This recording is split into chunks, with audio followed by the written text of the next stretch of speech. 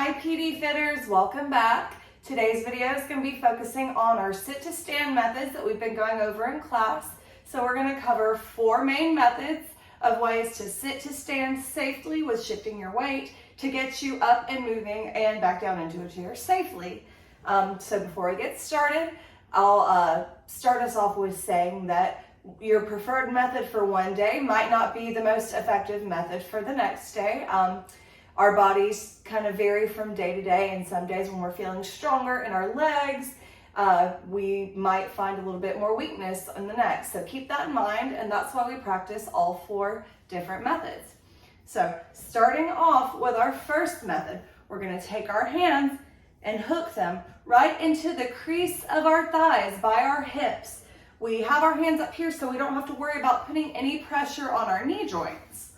So you can also use your mid-thigh if that was more comfortable, but your hands seem to hook so nicely right to the crease here with your thighs. So we start with our tush back to the edge of our seat. We want our back off the back of the chair. We want to be sitting on the edge of our seat, feet spread, shoulder width apart. So we hook our hands right at our hip crease, and when we're ready, we lean forward, shifting our weight, letting our tush come off the chair just a little bit, pushing our hands into our thighs, and we stand.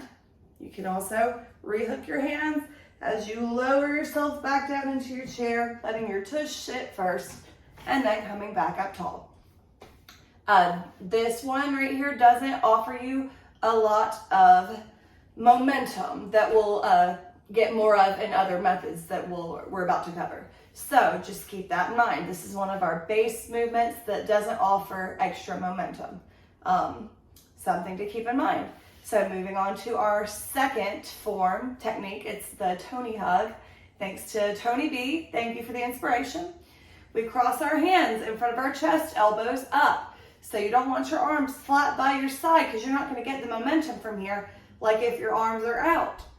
And with your arms out, same thing. You're sitting on the edge of your seat and you shift your weight forward. Your arms kind of give you a little bit of a scoop as we come up.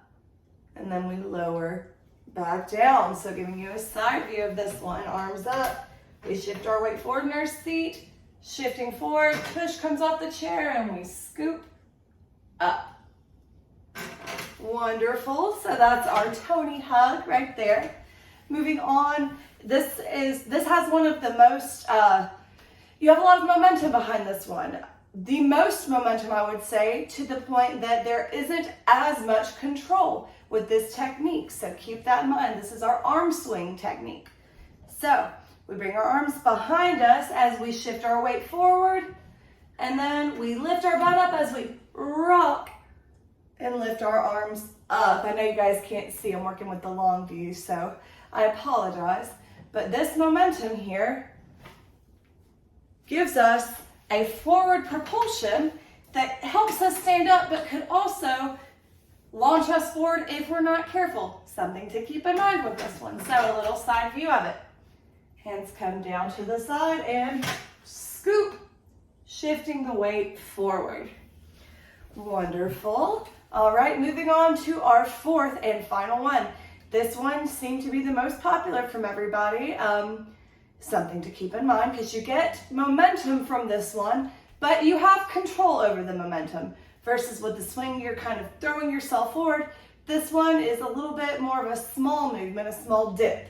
So you have the control here, something to keep in mind. We've been calling these our diver hands, or we made up the name today, hallelujah hands.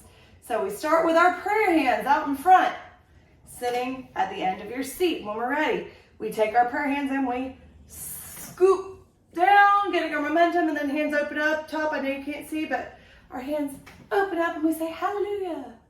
And then we come back down. This one has by far been the most popular out of our class. Everyone seems to enjoy this one, and it makes it a lot more accessible, easier to get up and down than the others. So again, we've got our prayer hands and we're gonna dive down and scoop our way back up. So these are a couple of examples of sit to stand methods. Something else to go over if you're at a doctor's appointment waiting in the lobby, anything like that, where you have options for chairs. It's always a good idea to find a chair with an armrest or maybe a couch, something that you can help leverage yourself up and you've got something to use as a prop. And that's all I have for you for this video, guys. Until next time, thank you so much.